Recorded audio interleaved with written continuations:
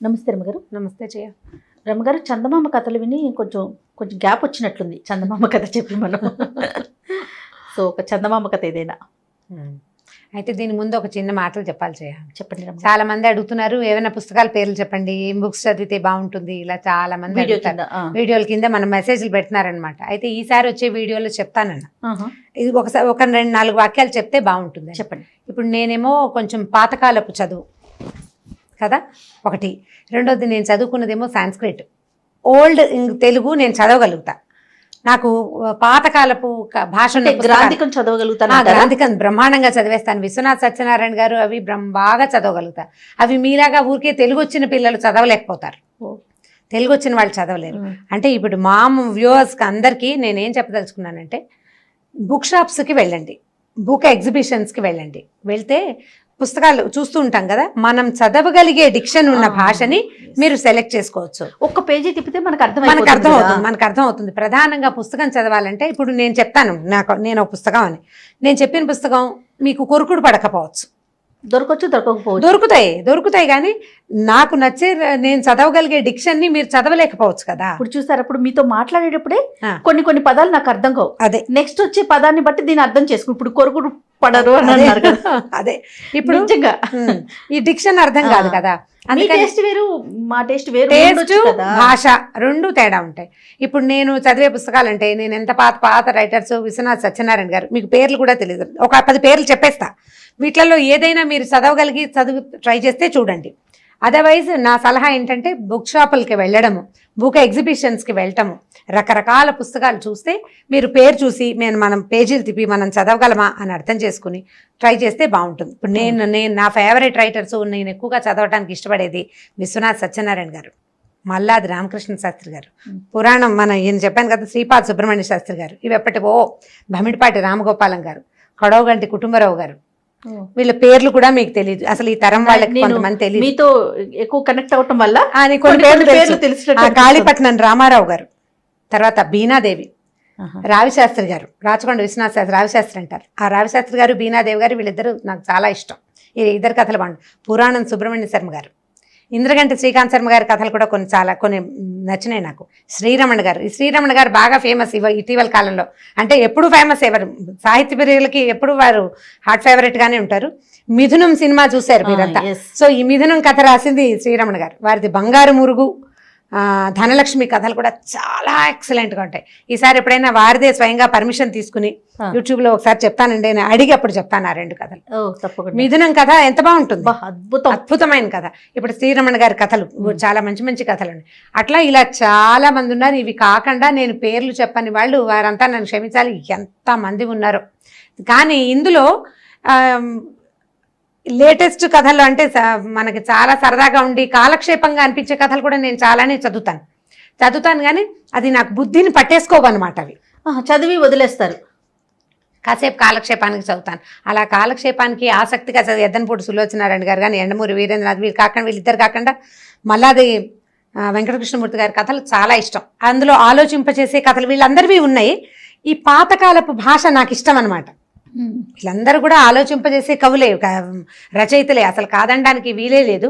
ఇప్పుడు ఇలా కనుక లేటెస్ట్ వాళ్ళు చూసే మధుబాబు గారి నావెల్స్ కూడా చాలా ఇష్టం నాకు. కాసేపు కాలక్షేపానికి చదువుకోవడానికి బాగుంటుంది. ఇప్పుడు ఆలోచింపజేసే కథలు, కొన్ని ఆత్మని పట్టి వదలని కథలు, ఒక్కొక్క రచయిత వాళ్ళ కథలో ఉన్న భావం అన్ని ఎలా పట్టేస్తుంది అనమాట. కొంతమంది పట్టుకుంటారు. ఇప్పుడు ఎవరిని పట్టుకుంటారో తెలియదు. నేను ఇప్పుడు 20 పేర్లు చెప్పాను. వీళ్ళల్లో ఎవరి కథలు, ఇవి కాకుండా ఇంకా అబ్బూరు ఛాయాదేవి గారి కథలు, అవి బాగుంటాయి. అన్నిట్లలో చిన్న కథల్లో ప్రతి కథ చాలా బాగుండే కథలేమో నాకు ఇష్టం. భమిడిపాటి రామగోపాలం గారి కథలు, ఇట్లు తమ విధేయుడు అనే పేరుతోటి ఒక పుస్తకం ఉంది. లేటెస్ట్ భాష అంటే మరి పురాతన భాష కాదు, కొంచెం భావాలు ఒక తరం వెనకవి, అంటే నా తరం భావాలు అయి ఉంటాయి బహుశా. అవి ప్రయత్నం చేసి చూడండి. కానీ అంటే మేము చదివే ఫ్లో మీరు చదవగలుగుతారు. ఇవన్నీ లైఫ్ కి, జీవితానికి దగ్గరగా ఉండే విషయాలు, మనకు నచ్చాలి కదా. నా టేస్ట్ ఇది. సో వీటిలో నుంచి మీరు ఏదైనా సెలెక్ట్ చేసుకోండి. నేనైతే పుస్తకం చూసి మనం చదవగలమా లేదా అనేది డిసైడ్ చేసుకుని చదువుకోవాలని నేను చెప్తాను. తప్పకుండా. ఓకే, అయితే ఈ చందమామ కథ చెప్పాలి కదా.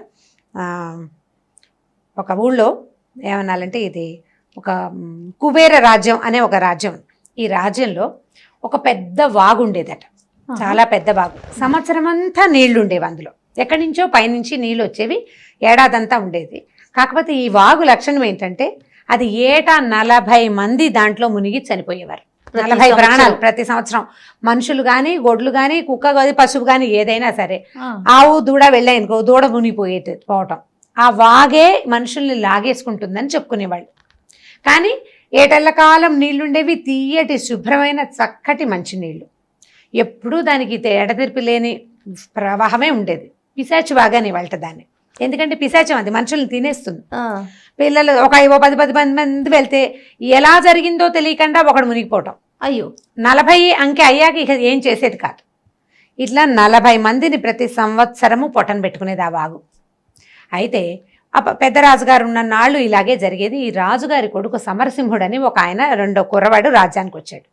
ఆయనకి చాలా బాధగా ఉండేది. నీరు జీవనాధారం, అది లేనిదే మనం ఉండలేం, నీరు కావాలి. ఈ నీటికి ఈ లక్షణం ఏమిటి, ఇట్లా మనుషులు ఎందుకు మునిగిపోవాలి అని అతను ఆ వాగులో ప్రాణులు మునిగిపోకుండా ఉండేలాగా చాలా జాగ్రత్తలు తీసుకున్నాడట. ఇప్పుడు మనం చేసినట్టే కొద్దిగా కొంచెం ముందుకి బ్యారికేడ్ లాంటివి పెట్టించాడు. ముందుకొచ్చిన నీళ్ళే తీసుకోవాలి కానీ వెనకాలన్న నీళ్ళలోకి మనుషులు దిక్కకూడదు. గొడ్డు గోదా స్నానాలు చేయడానికి, ఇప్పుడు గొడ్లు నీళ్ళలో దిగుతాయి కదా, వాళ్ళకి చిన్న వాగులు, చిన్న చిన్న గుంటలు తవ్వించాడు. ఈ నీటిని అందులోకి మళ్లించేవాడు. అసలు జంతువు అనేది అందులో మునక్కూడదు, మనిషి అన్నవాడు అందులో మునక్కూడదని చాలా జాగ్రత్తగా ఒక 2-3 ఏళ్ళు కట్టడి గట్టిగా చేశాడు. ఈ పిశాచి వాగుకి ఒక్క ప్రాణం కూడా దొరకనివ్వకుండా చేశాడు. అతను అదే శ్రద్ధ మీద ఉన్నాడు. ఇలా వృధాగా చచ్చిపోవటం ఏంటి, పోనీ వదిలేద్దామంటే మన జీవనాధారం అది, నీరు ప్రాణాధారం అయింది కదా, అది లేనిదే ఎట్లా, అసలు ఎట్లా, అందుకని ఇలా జాగ్రత్త పడ్డాడు. ఒక 2-3 ఏళ్ళు అయ్యేసరికల్లా క్రమంగా వానలు పడ్డం ఆగిపోయి ఈ వాగులో నీళ్ళన్నీ ఎండిపోయినాయి. వాగులో నీళ్లు లేవు, అయ్యో చుక్క లేవు. కటకటలాడిపోయారు ప్రజలు నీళ్లు లేక. ఏదో అక్కడ ఇక్కడ దొరువులు గిరువులు తవ్వుకునే వాళ్ళు. ఇంత పెద్ద వాగు నీటికి అలవాటు పడ్డ జనం ఆ చిన్న చిన్న దొరువులతోటి సంతృప్తి పడలేకపోయారు. ఆ తర్వాత పొలాలు పంటలు లేవు, గొడ్లు మనుషులు అల్లాడిపోయేవారు. ఏం చేయాలో తెలియలేదు రాజుకి. సరే, పురోహితులందరూ ఏమన్నారంటే, ఏదో ఒక ప్రయత్నం చేయాలి, యజ్ఞమో యాగమో హోమమో ఏదైనా చెయ్యాలి ప్రభు. ఈ పిశాచి వాగులో నుంచి నీళ్లు రావడానికి ఏం అడ్డం పడిందో తెలియదు, నీళ్లు రావటం లేదు, వానలు లేవు. వాన లేకపోతే వాగులు వంకలు నిండవు కదా, వానల వల్లే కదా వాగు వంక నిండేది. సరే, ఈయన ఏం చేశాడు, ఆలోచించాడు, ఏవో హోమాలు చేశాడు, యజ్ఞాలు చేశాడు, ఖర్చు అయింది కానీ వాన రాల, నీళ్లు లేవు. అయితే ఒకనాటి మధ్యాహ్నం పూట ఆయన నడుచుకుంటూ, ఒక సేవకుడు ఛత్రధారి అనమాట, వెనకాల గొడుగు పట్టుకుని వచ్చేవాడితో కలిసి అలా నడుచుకుంటూ వెళ్ళాడు. వెళ్తే ఈ వాగు వైపుకి ఆయన కాలు దారి తీసింది. ఈ వాగు ఎగువ నుంచి వాగు వస్తోంది కదా, పైనుంచి వస్తోంది, ఆ పై ఎత్తుకి నడవడం మొదలుపెట్టాడు. వాగు వైపుకి, వాగు పక్కన ప్రవాహం వచ్చేది ఒక దారి కనపడుతుంది కదా, అటు ఇటు గట్లల్లే ఉంటాయిగా, ఈ గట్టు మీదకి ఎక్కడం మొదలుపెట్టాడు. ఆ ఛత్రగ్రాహకుడు కూడా వెనకాల ఛత్రం పట్టుకున్నాడు, వాడు కూడా ఈయన వెనకాల పడి నడిచాడు. కొంత దూరం వెళ్ళాక వాడు ఎక్కలేక ఎగశ్వాస వస్తుంటాడు. రాజు గొడుగు లేదన్న ధ్యాస కూడా లేదు. ఈ నీటి సమస్య ఎలా తీర్చాలి, ఈ ప్రజలు అల్లాడిపోతున్నారని ఆ దిగులతోటి ఆయన తన నెత్తి మీద గొడుగు లేదన్న ధ్యాస కూడా లేదు. అట్లా ఎక్కి ఎక్కి ఎక్కి ఎక్కి కొండ శిఖర దాకా వెళ్ళిపోయాడు. ఓకే, వెళ్ళాక అప్పుడు ఆయనకి తెలిసింది ఏంటంటే, వాగు ఎక్కడి నుంచి బయలుదేరుతుందో తను అక్కడ నుంచున్నానని తెలిసింది. అంత పైకి ఎక్కేశాడు, అంత ఆలోచనలో ఉన్నాడు అనమాట. అప్పుడు ఆ వాగును చూసారు, బాగా దుఃఖం వచ్చింట. అంతా ఎండిపోయిన చారికలు, నీరు ప్రవహించిన ప్రాంతాలు ఎలా ఉంటాయి, నొక్కుకుపోయి అక్కడ ఉన్న రాళ్ళని నున్నగా అయిపోయి గీతలు గీతలుగా అంత తమాషాగా ఉంటుంది. అంటే పరివాహక ప్రాంతం ఒక డిఫరెంట్ లుక్ లో ఉంటుంది. ఆయన అక్కడ చూసి గట్టిగా ఎలుగెత్తి ఏడ్చేట ఆయన. అయ్యో నా ప్రజలంతా ఇట్లా అయిపోతున్నారు, ఎంతో జాగ్రత్త పడ్డాను, నీ నుంచి నా ప్రాణాలను రక్షించుకున్నాను అనుకున్నాను, ప్రాణుల్ని, కానీ నువ్వే లేకుండా పోయావు, నేనేం చేయను, ఇప్పుడు నా ప్రజలంతా మాడిపోతున్నారు, ఏం చేయాలో తెలియటం లేదు అని ఓహమని ఏడ్చాడు. ఆయన కన్నీళ్ళు ఇట్లా ధారగా గారి ఆ రాళ్ల మీద పడుతున్నాయట. అయ్యో ఎవరు లేరు, రాజుగారు ఎవరైనా ఉంటే కొంచెం గంభీరంగా ఉండి ఏడవకుండా ఉండేవాడు. ఆఖరికి గొడుగు పట్టుకున్న వాడు కూడా లేడు, పైకి ఎక్కేశాడు కదా. ఓ అని బాగా వెక్కిళ్ళు పెట్టి పెద్దగా ఏడ్చేశారు కల్లా అవి ఒక ఆవిడ అలా ఆవుగా మోటుగా, తర్వాత ఏమో ఒక ఇంచుమించు ఒక రాక్షసి టైపులో ఉన్న ఒక ఆడ మనిషి వచ్చింది అక్కడికి. వచ్చి, ఏరా అబ్బాయి ఎందుకు ఏడుస్తున్నావు అని అడిగింది. నేనేం చేయను, నీళ్లు లేవు, వాగంతా ఎండిపోయింది, పిశాచి బాగు మా ప్రాణాలకి ఇలా దాపురిచ్చింది, ఇలా ఏమైందో తెలీదు, తింటే తినేసింది, నీళ్లుంటే చాలు అనుకుంటున్నారు ప్రజలు, వాళ్ళని రక్షించడానికి నేను ఇంత ప్రయత్నం చేస్తే అది పోయింది, 40 మందిని ఇచ్చేసినా సరే పర్వాలేదు, నీళ్లుంటే చాలనిపించేస్తోంది ఇప్పుడు అని బాగా దుఃఖపడ్డాడు. పడితే ఆవిడేం చెప్పిందంటే, నేనే రా పిశాచిని, సరే ఒక ఒప్పందానికి వద్దాం, నాకు 40 మంది వేద పండితులు, మంచి బ్రాహ్మలు, బాగా చదువుకున్న ఏమన్నా పండితుల్ని బలివ్వు ఒక్కసారి, ఇక నేను నీ జోలికి రాను, నీకు నీళ్లు ఎడతెరిపి లేకుండా ఉంటాయి. ఒక్కసారే 40 మంది వేదవేత్తలైన పండితులైన బ్రాహ్మణోత్తముల్ని 40 మందిని ఇవ్వు నాకు. వాళ్ళు 40 మంది వచ్చి వాగులోకి గనక దిగితే నీళ్ళు వస్తాయి, వాళ్ళు నీకు ఇంకా బయటికి రారు. ఆ తర్వాత ఇంకెప్పుడు నీ దగ్గర నుంచి ఏ ప్రాణాన్ని నేను తీసుకోను అని చెప్పి వెళ్ళిపోయింది. ఓకే. ఇతను వాదనకు అవకాశం లేదు, ఆ మనిషిని చూస్తేనే ఈయనకి నోట్లో నుంచి మాట రాల, అలా ఎలాగా అది కాదు ఇది కాదు అని అనలేకపోయాడు. అక్కడి నుంచి ఇంటికి వచ్చాడు. సగం దూరం దిగొచ్చేసరికి ఈ ఛత్రగ్రాహకుడు ఉన్నాడు కదా, వాడు బాబు ఎక్కడికి వెళ్ళిపోతాయా అని వాడిని రాజుగారిని చేతులు పిచ్చుకు తీసుకుపోయాడు కిందకి. ఇంటికి వెళ్ళాక పురోహితుల్ని మంత్రుల్ని అందరినీ పిలిచాడు. ఈ పిశాచి బాగు ఇట్లా స్త్రీ రూపంలో, ఒక మొరటుగా ఉన్న ఒక స్త్రీ రూపంలో కనపడింది, నాకు ఇట్లా చెప్పింది అన్నాడు. అనేసరికల్లా మిగిలిన వాళ్ళంతా అన్నారు, బాబు ప్రభు నీరే ప్రాణాధారం, అందరికీ ప్రచారం చేద్దాం, ఎవరు ఇష్టపడి తమ ప్రాణాలని ప్రజల కోసం వదలటానికి ఇష్టపడతారో వాళ్ళని రానివ్వండి చూద్దాం అని దేశమంతా చాటించారు. ఓకే. చాటిస్తే 41 మంది పండితుల్ని జల్లెడేసి పట్టుకున్నారు. ఓకే. వీళ్ళేం మొదట ఎవరు రాకపోయేసరికల్లా ఈ మంత్రులంతా ఏమన్నారంటే, చచ్చిపోవడానికి ఎవరు సిద్ధపడి వస్తారు, మనమే ప్రయత్నం చేద్దామని పాఠశాలల నుంచి, గురుకులాల నుంచి, చిన్న చిన్న ఆస్థానాల నుంచి బలవంతంగా కొంతమందిని 41 మందిని తీసుకొచ్చారు. ఈ 41 మందిని తెచ్చాక అందరికీ చెప్పారు, ఇదిగో ఇట్లా ఇట్లా ఉంది ఈ పరిస్థితి, మీరు వెళ్ళి పిశాచి బాగు దగ్గరికి వెళ్తేనే నీళ్ళు వస్తాయి, లేకపోతే లేదు అని చెప్పేసరికల్లా ఈ 40 మంది తలా ఒక మాట చెప్పారు. మా ఆవిడ కడుపుతో ఉంది, మా పిల్లాడు చిన్నపిల్లాడు, మా నాన్న వృద్ధుడు, నేను చచ్చిపోతే ఆయనకి తలకొరివి పెట్టేవాళ్ళు ఉండరు, నాకు అనారోగ్యం, లేకపోతే నేను ఇంకేదో చదువుకోవాలనుకున్నాను అని 40 మంది నో అన్నారట. ఒక్కడు మాత్రం నేను ప్రజల కోసం చనిపోవటానికి సిద్ధంగా ఉన్నానని చెప్పాడు. చెప్పేసరికల్లా సరే వీళ్ళు ఏమనుకున్నారు, కానీ ఈ సంవత్సరం ఈ ఒకడిని ఇద్దాం, వచ్చే సంవత్సరం ఎవరైనా ఉత్సాహపడితే అప్పుడు అంటే ఒప్పుకుంటే చూద్దాం అనుకున్నారు. ఈ 41 మందిని రాజుగారు అక్కడికి తీసుకెళ్ళాడు. ఈ ఒక్కడిని, అయ్యా మీరు వెళ్ళండి వాగు దగ్గరికి అని చెప్పాడు. జనం అంతా కింద నుంచున్నారు. రాజుగారు ఆయన బండిలో, ఆయన రథంలో నుంచుని ఉన్నాడు, దూరంగా ఉన్నాడు వీళ్ళ దగ్గర. వీళ్ళంతా వాగు దగ్గరికి నడిచి వెళ్ళారు. బ్రాహ్మలంతా వాడిని పట్టుకుని ఏడ్చారు. వెళ్తానన్న బ్రాహ్మణోత్తముడిని పట్టుకుని ఏడ్చారు. అయ్యో నీకు ఇలా వచ్చిందంటే అతను బాధపడకండి, మీరందరూ సంతోషంగా ఉండండి, నా ప్రాణాలు తీసుకునైనా ఈ వాగు మళ్ళీ వస్తుందేమో చూస్తానని రాజుగారు ఏ మార్గంలో అయితే నడిచి వెళ్ళాడో ఆ మార్గంలో అతను పైకి నడిచి వెళ్ళాడు. పైకి వెళ్తున్నాడు. వెళ్తుంటే ఒక బ్రహ్మాండమైన బండ అడ్డం వచ్చిందని చెప్పాను కదా, ఈ నీళ్లు వచ్చే తోవలో పెద్ద బండరాయి ఉంది. ఆ బండరాయి దగ్గరికి వెళ్ళాడు, తను నడుచుకుంటూ వెళ్ళాడు. ఆ బండరాయి దగ్గర నిలబెట్టి, అమ్మా నేను వచ్చాను, నన్ను తీసుకోమని దండం పెట్టాడు. లోపల ఢామని పెద్ద మోతయ్యి ఈ బండ బడేలమని పెద్ద శబ్దంతో పగిలి బ్రహ్మాండంగా జలధారలు వచ్చేసినాయి బయటికి. ఈ రావడం కింద నుంచున్నారే 40 మంది, వాళ్ళ మీద పడింది వచ్చి.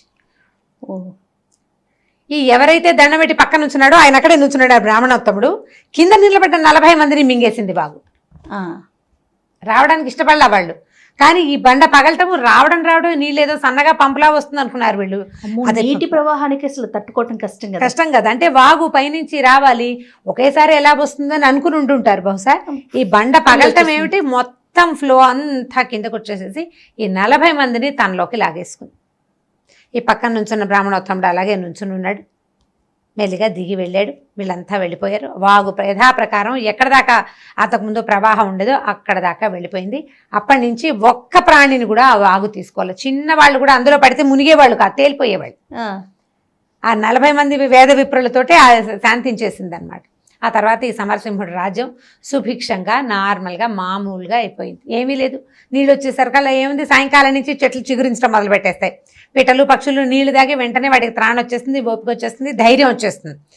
మనకి నీరు గాలి ఇవి ప్రధానమైనవి. అవి చూస్తేనే మనిషికి సంతోషం కలుగుతుంది. వాటి ఆసరాతోటి బతికేస్తారు. తిండి లేకపోతే ఎలాంటి తిండి సెకండరీ, దీని తర్వాత కదా ఆహారం. నీరు దొరికాకే మనకు ఆహారం వస్తుంది. ఇప్పుడు ఆహారంతో మన బండి నడవదు, ఆహారం తీసుకున్నా కూడా నీళ్లు కావాలి మనకి, ఖచ్చితంగా నీళ్ళు అవసరం కదా. వీటిని చూసేసరికల్లా ఇక వీళ్ళ ప్రపంచం అంతా మారిపోయింది, హెల్తీగా నార్మల్గా దేశం అంతా సుభిక్షంగా అయిపోయింది. ఇది పిశాచి బాగు కథ, ఓకే. చందమామ కథ చందమామ కథ. చాలా బాగుంది రమ్మగారు, పిల్లలకి చెప్తానికి కూడా బాగా ఇంట్రెస్టింగ్ అనిపిస్తుంది. అవును, థ్యాంక్ యూ సో మచ్ అండి. Okay sir. ఈ వీడియో కనుక మీకు నచ్చినట్లయితే లైక్ చేయండి, షేర్ చేయండి. మరిన్ని వీడియోస్ కోసం మా ఛానల్ని సబ్స్క్రైబ్ చేసుకోండి.